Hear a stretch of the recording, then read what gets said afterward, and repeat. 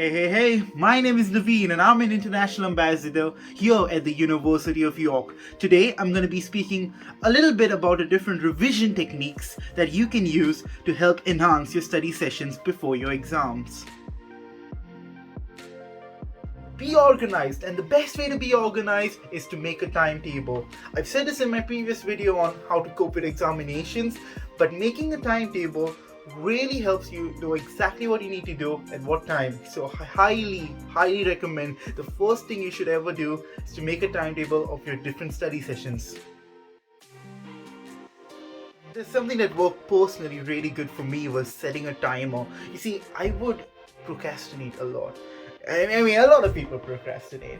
But the best way to avoid procrastination is setting a timer, because then you can see for yourself how long you have really studied in that day. During exam season, I try to make sure that I study about 6 hours every day, 5 to 6 hours. Keeping a timer really helps you to stay honest and true to your own timetable. So highly recommend you keep a check on the time so that it really helps you stay focused and stay organized. Now, I'm sure you must have heard that you must work smart, you shouldn't work hard. That's misleading, that's extremely misleading. You should work both smart and hard. And one of the best study techniques that showcases this, in my opinion, is the Feynman technique. The best way you will learn something is by teaching it to someone else. So what I would do is I would always bring my parents and make them sit in my room, and I would give them a lecture on something I'd learned. This really helps with stuff like conceptual stuff like biology, because when you teach something to someone, that's when you realize the gaps in your knowledge. So I would highly recommend you to try the Feynman technique if you have time. It really worked for me, and I hope it works for you. The best way to digest some really complex information is to break it down into smaller pieces. So make sure you break down your revision into smaller revision chunks. So if you have a really big lecture, where I remember electromagnetism was a huge chapter in physics, so I'll always break it down and make sure that in each revision section, instead of doing everything all at once, I'll focus on a little bit and complete it throughout different revision sessions. That way you're not really overloading your mind, and it can really help prevent burnout. Online resources. I came from a school where it was considered taboo to use the internet for studying. Nowadays, a lot of good information, a lot of helpful support and resources are present on sites like YouTube, which are really helpful for studying.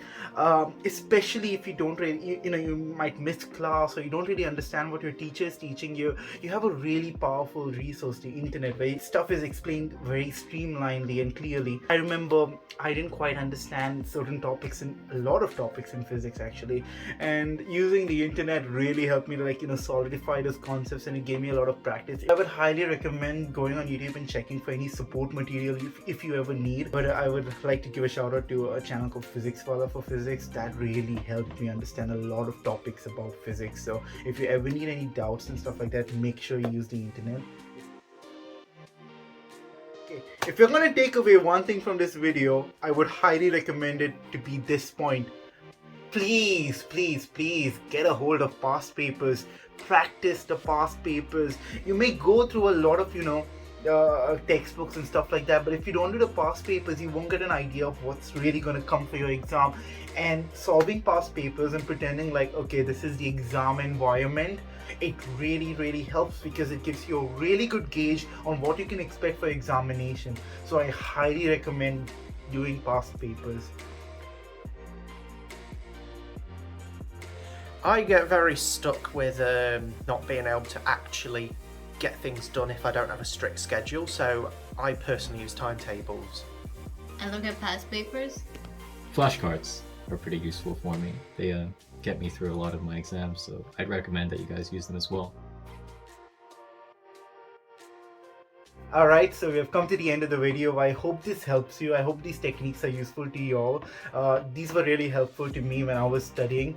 So yeah, good luck for exams. Stay safe, stay healthy, that's the most important thing, and I'll see you soon.